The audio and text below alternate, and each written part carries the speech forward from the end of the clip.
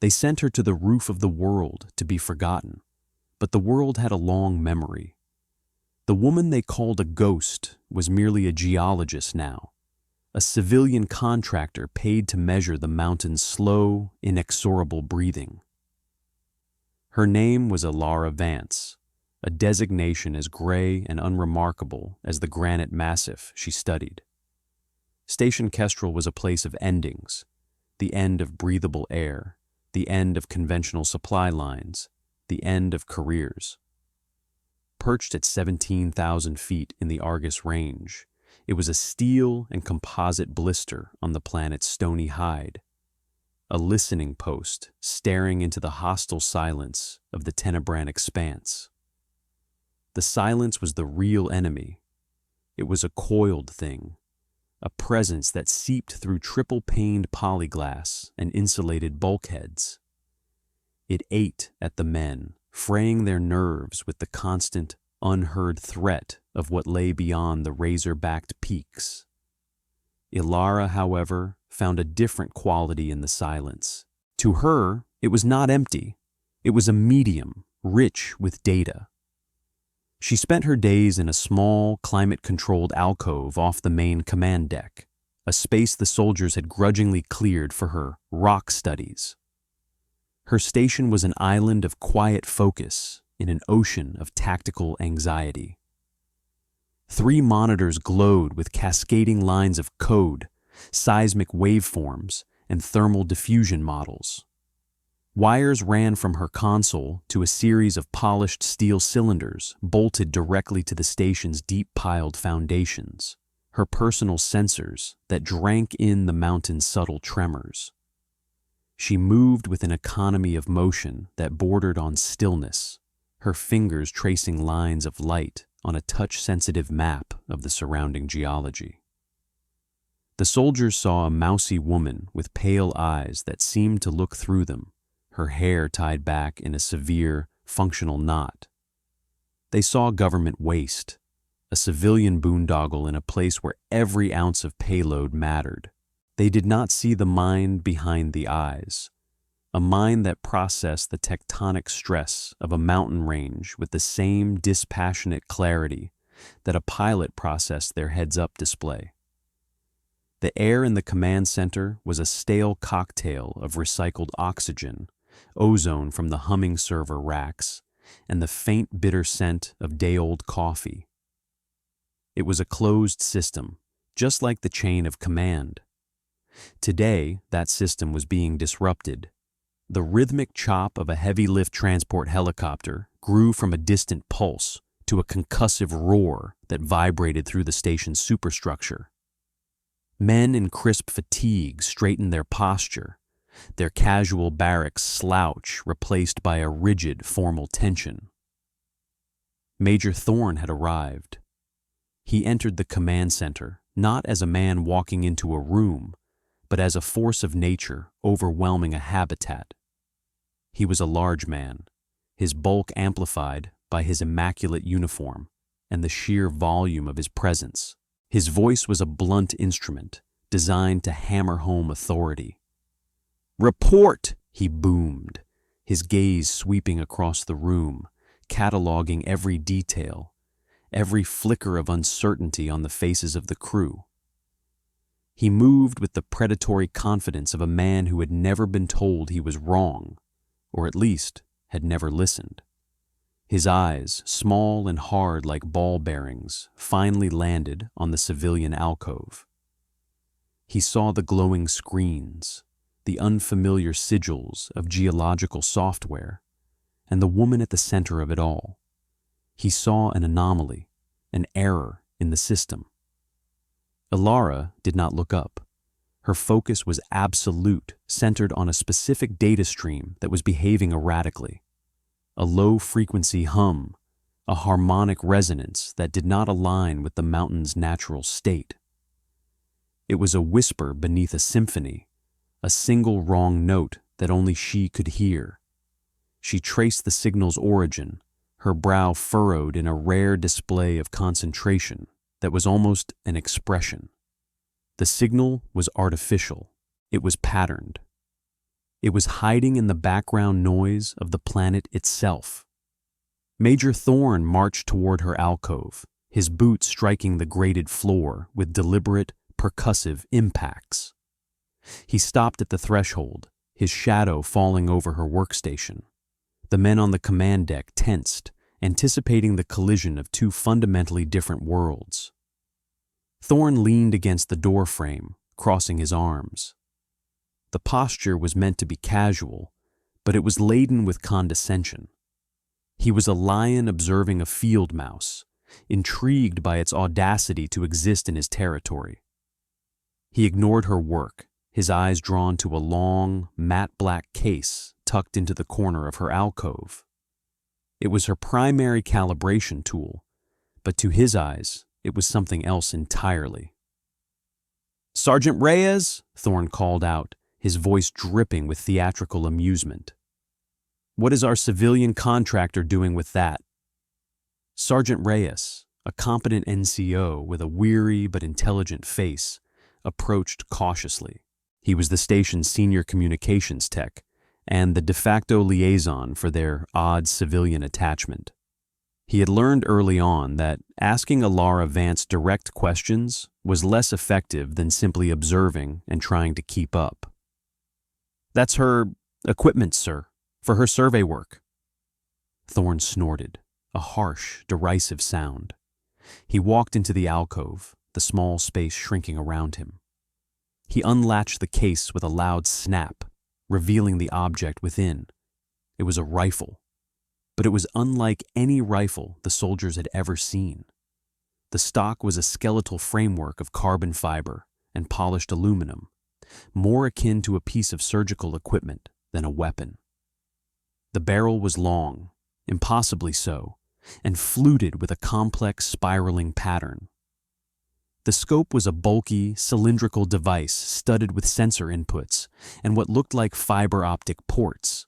It bore no manufacturer's marks, no serial number, only a single, small glyph etched into the receiver, a stylized echo wave contained within a perfect circle.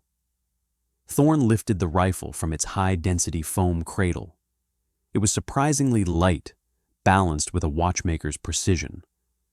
He held it up, his expression a mixture of disbelief and scorn. "Survey work?" he mocked, turning to Reyes. "Does she survey rock formations by shooting at them?" The men on the deck permitted themselves a low, sycophantic chuckle. The tension broke, replaced by the easy camaraderie of shared contempt for an outsider.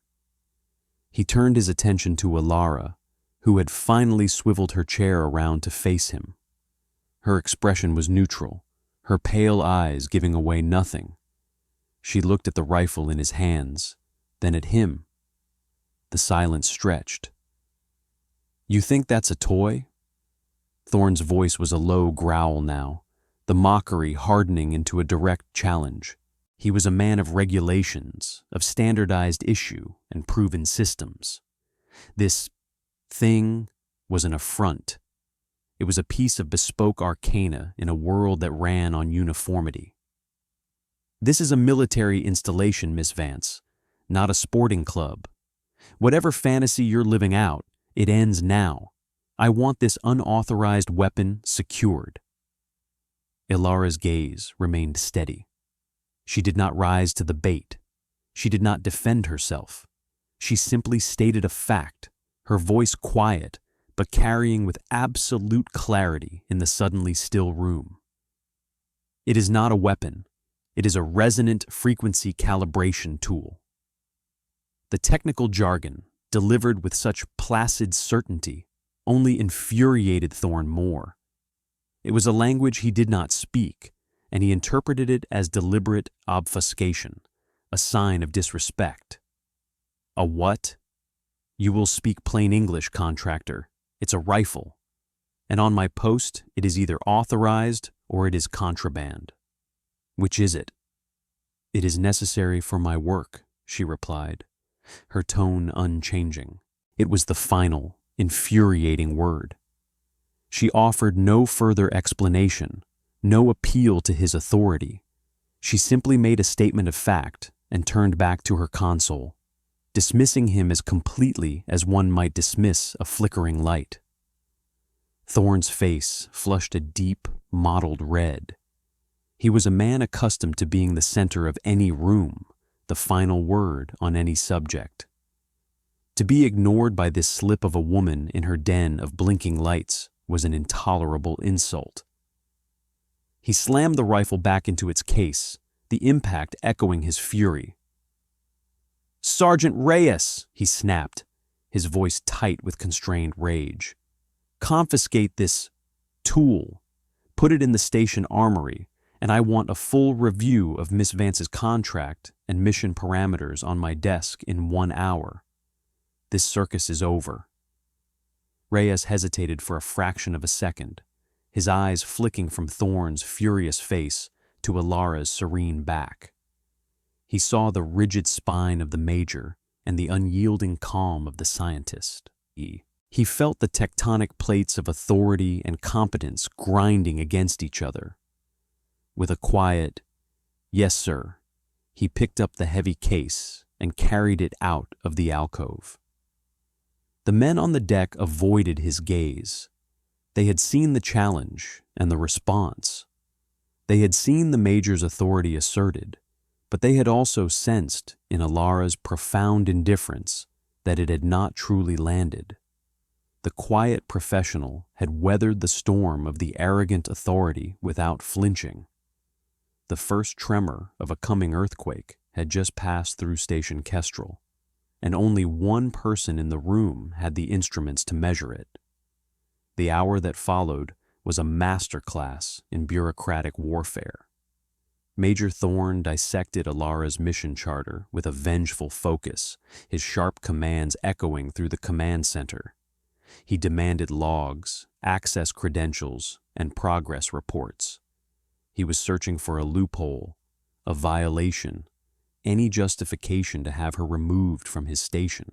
Sergeant Reyes and the communication staff scrambled to comply, pulling up encrypted files from Central Command's archives. The results were frustratingly opaque.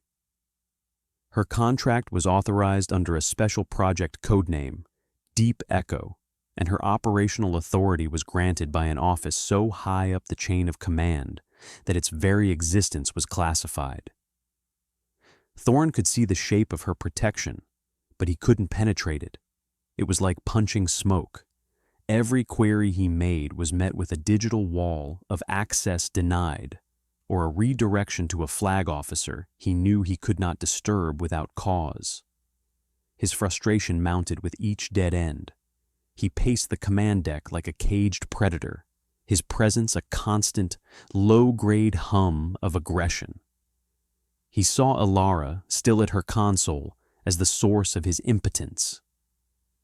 She continued her work, seemingly unaware of the administrative siege he was laying against her. Her focus was absolute. The anomalous signal she had detected earlier was growing stronger, multiplying. It was no longer a single whisper, but a chorus, a complex polyphony of patterned vibrations that wove themselves into the mountain's natural resonance. She mapped them, her fingers flying across the holographic interface. The pattern was a lattice, a web of interlocking signals that blanketed the deep canyons to the east.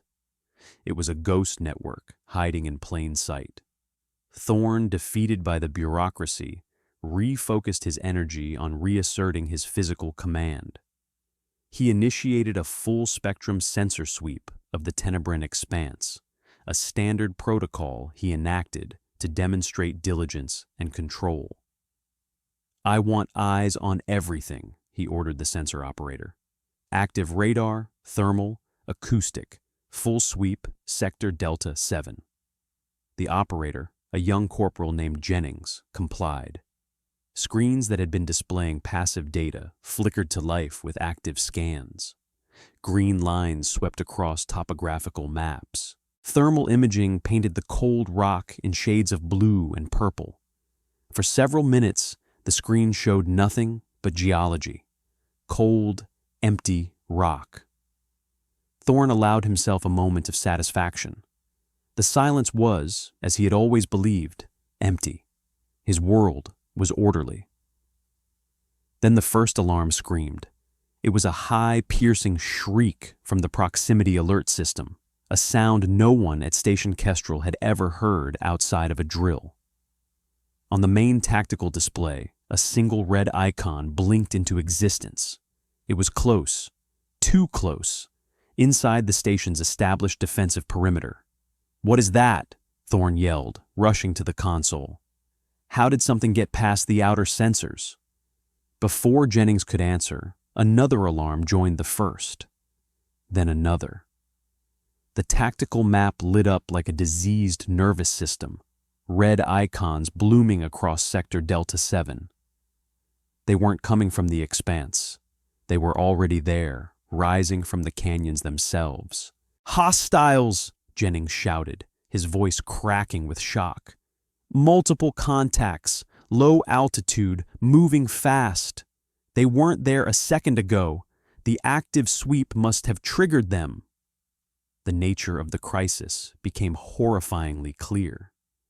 The enemy hadn't been approaching. They had been waiting, dormant, hiding in a way that defeated every sensor system the station possessed. Thorn's standard, by-the-book procedure had been the very thing that woke them up. His attempt to assert control had triggered the disaster. "Get me a visual," Thorn commanded, his voice tight. A remote camera swiveled, its lens zooming into the dark canyon. The image that appeared on the main screen was something from a nightmare. Sleek black drones, shaped like flattened arrowheads, rose from the shadows of the rock walls. They had no visible propulsion systems, no rotors, no jet exhausts. They moved in an eerie, unnatural silence, their forms seeming to ripple and distort, blending with the rock behind them. They were chameleons, not just visually, but acoustically and thermally. "I have a weapons lock," the defense systems operator announced, his hands flying over his console. "Phalanx guns are tracking." "Engage!" Thorn roared. "Wipe them off the map." The station shuddered as the automated 20mm cannons on its exterior opened fire.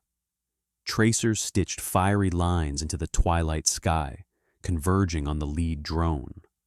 The round struck home, a flurry of high explosive incendiary shells that should have vaporized their target. Instead, they seemed to splash against it. The drone shuddered, its cloaking field flickering to reveal a crystalline, almost geological surface beneath. It absorbed the kinetic energy, glowing with a dull red heat, and then it accelerated, undamaged. A collective gasp went through the command center. The phalanx system, the station's last line of defense, was useless. The drones were armored with something that defied conventional ballistics. Thorn stared, his face a mask of disbelief. His most powerful tool had failed. Orthodoxy had failed. The drones returned fire. There was no missile launch, no muzzle flash. A sliver of blackness simply detached from the lead drone and streaked toward the station. It moved with impossible speed. Less than a second later, one of the phalanx turrets vanished from the diagnostic screen. An impact, silent in the thin air, registered as a violent jolt through the station's floor. "Turret 1 is offline," the operator yelled.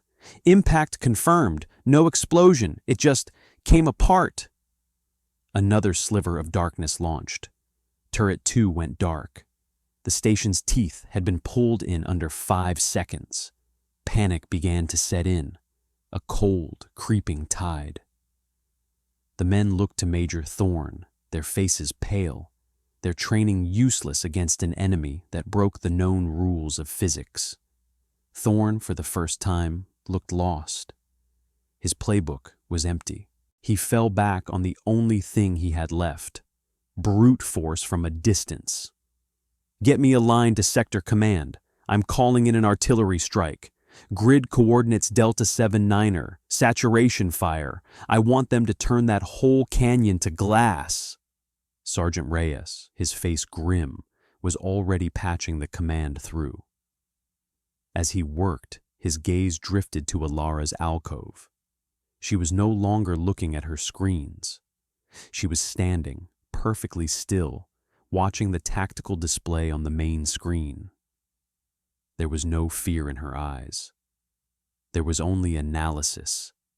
She was watching the drones' flight paths, the way they moved in concert, the way they pulsed with a faint energy that was invisible to the station's sensors, but blazed like a sun on her own.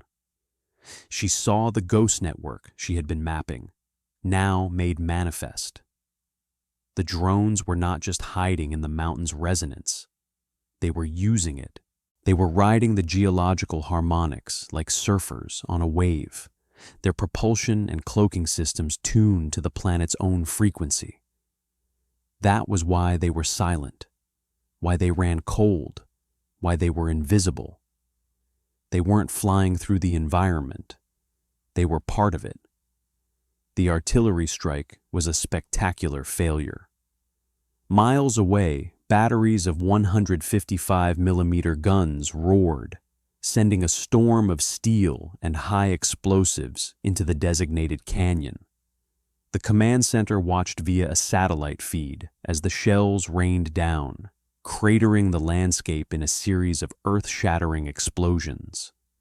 For a moment, it seemed impossible that anything could survive. But when the dust cleared, the red icons on the tactical map were still there. They had simply shifted, repositioning themselves within the chaos, using the seismic shock of the artillery to mask their own movements. The brute force attack had been as effective as throwing rocks into the ocean. Thorne's face was ashen. He had thrown his best punch, and the enemy hadn't even blinked. The drones, their dominance asserted, began their work. One by one, they targeted the station's external sensor arrays, the communications dish, the meteorological station, the backup power generator. Each was taken out with a silent, precise strike. They weren't trying to destroy the station. They were blinding it, isolating it, burying it alive. The command center was descending into a state of controlled panic. Men shouted conflicting reports. Alarms blared, adding to the cacophony of failure. The system was breaking down, and in the center of the storm, Major Thorne stood frozen, his authority stripped away not by a superior officer, but by a superior reality. His methods were useless. His worldview was shattered. He had no more orders to give. The crisis was absolute. The failure of orthodoxy was complete. The room was paralyzed, waiting for the end. In that moment of collective paralysis, a single, quiet footstep cut through the noise. She stepped forward. Alara Vance emerged from her alcove, moving with the serene purpose of a surgeon approaching an operating table. The frantic energy of the room seemed to part before her, a wave breaking around a stone. She walked directly to the station armory, the heavy steel door hissing open at her approach. Her biometric signature, it seemed, was already logged with a high-level clearance that bypassed the local lockdown. The men watched her, their fear momentarily replaced by a profound curiosity. Thorne, his face a wreck of confusion and fury, could only stare. She emerged a moment later with the black rifle case. She carried it not to her own station, but to the main tactical console at the very center of the room. She placed it on the console, the lid falling open with a soft click. She looked at Sergeant Reyes, her eyes holding his for the first time. The look was not a request. It was an instruction. I need a direct feed from my sensor array patched into the main tactical display, she said, her voice calm and clear, a perfect signal in the noise. And I need you to slave the station's long-range comms laser to my targeting optics. Reyes looked at Thorne, who stood mute, a statue of obsolete power. Then he looked back at Alara. He saw the utter, unwavering certainty in her eyes. He had spent his career following orders, trusting the chain of command. But the chain was broken. All that was left was a choice between a leader who had failed and an unknown who offered the only glimmer of a solution. His instincts, honed by years of separating signal from noise, made the choice for him. "Do it," Reyes said to the technicians at his side. It was an act of quiet mutiny, a transfer of allegiance from rank to competence. The technicians, grateful for any order that wasn't born of panic, immediately set to work. Wires were rerouted. Code was written. On the main screen, the chaotic mess of failing sensor data was wiped away, replaced by the elegant, flowing lines of Alara's geodynamic display. The ghost network of the drones was suddenly visible to everyone, a spider's web of pulsating energy signatures overlaid on the topographical map. Thorne finally found his voice. "What do you think you're doing, contractor?" he sputtered, taking a step toward her. "This is a command situation. You have no authority here." Alara did not look at him. She was assembling the rifle, her movements fluid and precise. The carbon fiber stock clicked into place. The barrel was locked and seated. She attached the heavy, cylindrical scope, connecting a single fiber optic cable from its base to a port that Reyes' team had just activated on the console. She was not preparing a weapon. She was interfacing with a system. "The drones are using the phyllite and schist strata of the canyon walls as a resonant waveguide," she stated, her voice as dispassionate as if she were delivering a lecture. "Their propulsion and cloaking systems are tuned to the natural frequency of the rock. That's why your sensors can't see them and your munitions can't harm them. The kinetic energy is being diffused along the resonant field." She was explaining the physics of their doom, and in doing so, explaining the physics of their salvation. She rested the rifle on its integrated bipod, aiming it not out a window, but at the topographical map on the screen. The scope did not have an eyepiece. Instead, its view was projected onto a section of the main display. It showed a magnified, cross-referenced image of a single point on a mountain face, miles away. Data scrolled down the side of the image: wind speed, temperature, barometric pressure, and stranger things: isostatic density, coefficient of friction, tectonic stress gradient. "You can't fight them on their terms," she continued, her hand resting on the rifle's stock. "You have to change the terms. You can't shatter the wave. You have to disrupt the medium." Thorne watched, his mind unable to process what he was seeing. A woman was aiming a rifle at a map on a screen, talking about geology while his station was being dismantled. It was madness. "This is insane!" he yelled, lunging forward to grab her, to stop the madness. "Sir!" Reyes's voice was sharp, his hand on the major's arm. "Wait!" The simple act of defiance from a subordinate froze Thorne in place. He looked around and saw it in the faces of his men. Their loyalty had shifted. Authority had flowed, silent and inexorable, from his rank to her competence. He was no longer in command. Alara ignored the drama. Her finger rested on the trigger. Her mind was a whirlwind of calculation, processing terabytes of environmental data. She was not aiming at a target. She was aiming at a solution. The point on the screen was a specific geological feature, a massive outcrop of quartz-veined granite on a peak 15 miles away. It was, according to her models, the keystone of the entire region's harmonic structure. A node. She was going to ring the bell. Her breathing slowed, her heart rate dropping to a steady, metronomic beat.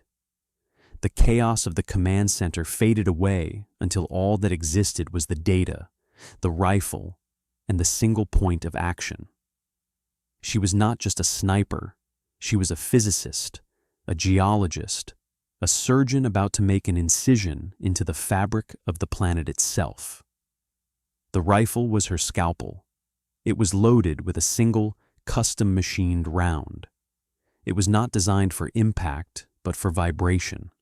Its core was a rod of piezoelectric crystal wrapped in a precisely engineered alloy. She exhaled, a slow, controlled stream of air. The command center held its breath with her. Now. She squeezed the trigger. The sound was not the sharp crack of a conventional firearm.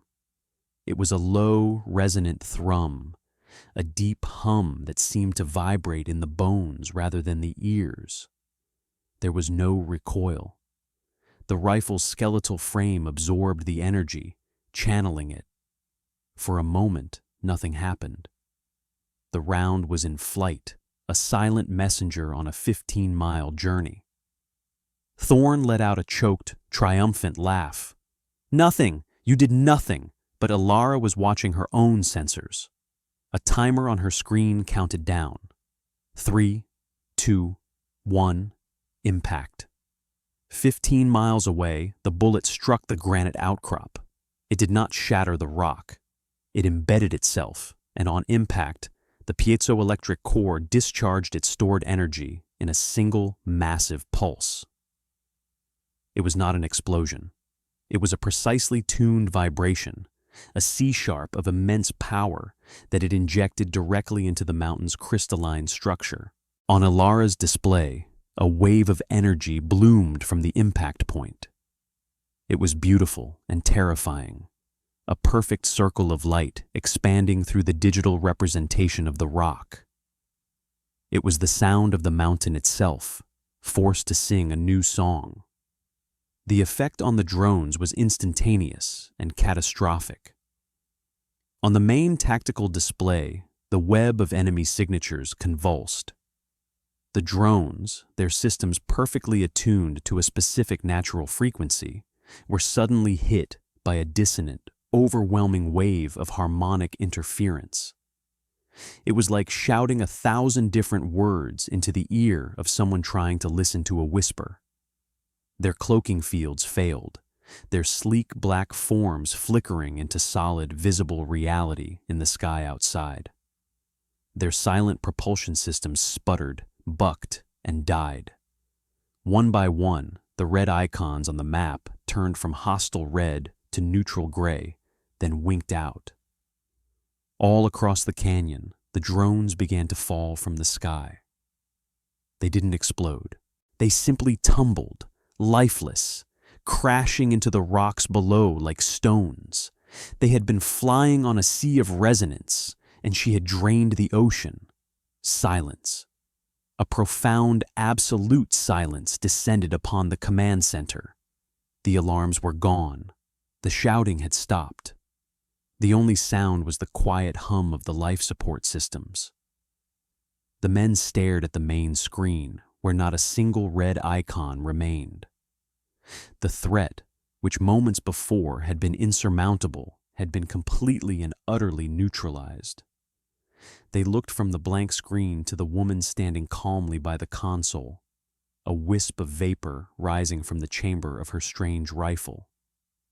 She had fired a single shot, not at the enemy, but at a rock, and she had won. It was a checkmate moment, an act of intellectual elegance so profound it bordered on magic. It was the triumph of analysis over aggression, of understanding over brute force. Sergeant Reyes let out a breath he didn't realize he had been holding for an eternity.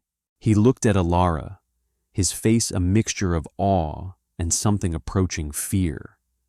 He had witnessed a miracle of physics. Thorn stood frozen, his face a canvas of conflicting emotions, disbelief, humiliation, a dawning, horrifying understanding of just how out of his depth he had been. The foundation of his world, built on protocol and firepower, had been demolished.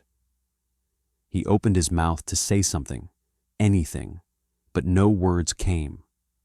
What could he say? He had been rendered irrelevant. Into the silence, another sound intruded.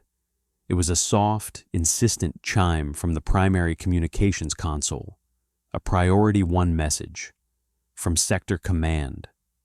Sergeant Reyes, moving as if in a trance, answered it. "Station Kestrel, go ahead." A voice, crisp and imbued with the effortless authority of high command, came through the speakers. It was a voice that made majors feel like privates. "This is General Madsen. I don't want to speak to the station commander. I want a sit rep from Echo." A wave of confusion rippled through the room. Echo? There was no one on the station roster with that call sign. Reyes looked lost, turning to the now deposed Major Thorne, who simply shook his head, his expression blank. Ilara stepped forward again. She took the headset from Reyes's hand. "This is Echo," she said, her voice betraying no emotion. "Go ahead, sir." A long pause crackled over the comms. Then the general's voice returned, softer now, with a note of genuine relief. "Ilara, my God, your file said you were on sabbatical, something about continental drift in the Antarctic." "The project was concluded," she replied, her tone flat. "They reassigned me here to monitor pre-resonant phenomena in the Argus Range. The phenomena presented itself." "So I see," Madsen said dryly. "We've been blind to the whispers for 6 months. They've taken out 3 listening posts and a carrier group's entire drone wing. We classified them as an apex-level threat. You just neutralized a full swarm with... what exactly? My report from your handler just says environmental calibration." Ilara looked at the rifle, then back at the silent map. "I rang the bell, General. They couldn't handle the noise." Another pause, longer this time. The men in the room listened, their understanding of the woman in front of them being rewritten line by line. She wasn't a geologist. She wasn't a contractor. She was Echo, and generals spoke to her with a respect they usually reserved for senators. "Understood," Madsen finally said. "Major Thorne is to be confined to his quarters. He is relieved of command, effective immediately. A tribunal will be convened upon his return to Sector HQ to review his engagement protocols." The general's voice turned to ice. It was a career death sentence, delivered with surgical precision. "His replacement will arrive in 12 hours. Until then, Echo, you have tactical command of Station Kestrel. Your authority is absolute. Is that clear?" Thorne flinched as if struck. The public rebuke, the formal stripping of his power in front of his own men, was the final, devastating blow. He was no longer a commander. He was a prisoner. He turned, his shoulders slumped in defeat, and walked toward his quarters without another word. The legend of Major Thorne, the hard-charging commander, ended not with a bang, but with the quiet closing of a door. "Understood, General," Ilara said into the headset. "One more thing, Ilara," Madsen added, his voice low, meant for her alone, but audible to the entire room. "Welcome back. The world is a lot louder without you." The line went dead. The revelation settled over the room, recontextualizing everything. The unassuming woman, the strange equipment, the baffling jargon, her impossible calm under fire. She was not an anomaly. She was the mission. Her rock studies were the real purpose of Station Kestrel. She was a weapon, and her true name was Echo. The director of the Asymmetric Warfare Group's Deep Reconnaissance Division, a ghost of the intelligence community, a legend who specialized in weaponizing the environment itself. The rifle wasn't a toy, and it wasn't just a calibration tool. It was the key to an arsenal that included tectonics, acoustics, and the fundamental laws of physics. The station, and the soldiers in it, were merely components in her system. Their perception of her had transformed from dismissal to awe, from scorn to a deep, abiding respect that bordered on reverence. The quiet professional had been revealed as the ultimate authority. In the hours that followed, a new order settled over Station Kestrel. It was a quieter, more efficient order. The frantic energy was gone, replaced by a focused calm that emanated from Alara herself. She did not issue commands in the way Thorn had, with bluster and volume. She made quiet suggestions, posed technical questions, and offered precise data points. The crew responded instantly, their actions fluid and professional. They were a well-oiled machine, and they had finally been given a competent operator. Alara returned to her alcove, the rifle once again disassembled and secured in its case. She sat before her monitors, her fingers dancing across the controls. She was not basking in her victory. She was analyzing the aftermath. She studied the debris fields of the fallen drones, cross-referencing their impact locations with her seismic data. She was learning, refining her models, preparing for the next time the world presented a problem that could not be solved with a bullet, but with a frequency.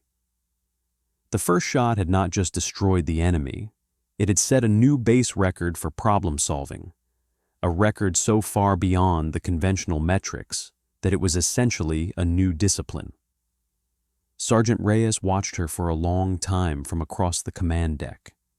He saw the other men giving her a wide berth, their conversations dropping to whispers when she glanced in their direction. They treated her not as a commander, but as a force of nature, something to be respected and kept at a safe distance. He understood the impulse, but he also recognized the loneliness in it. He walked to the small galley, poured a fresh thermal mug of the station's strong, bitter coffee, and walked to her alcove. He didn't speak.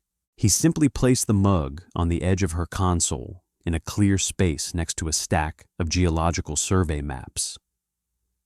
It was a simple gesture, an offering. It was not praise. It was not a request for orders. It was an acknowledgement, a sign of respect from one professional to another. Alara's fingers paused over her keyboard. She looked at the steaming mug, then up at Reyes. Her pale eyes met his, and for the first time, there was something other than pure analysis in them. It was a flicker of understanding, a minimalist recognition of his gesture.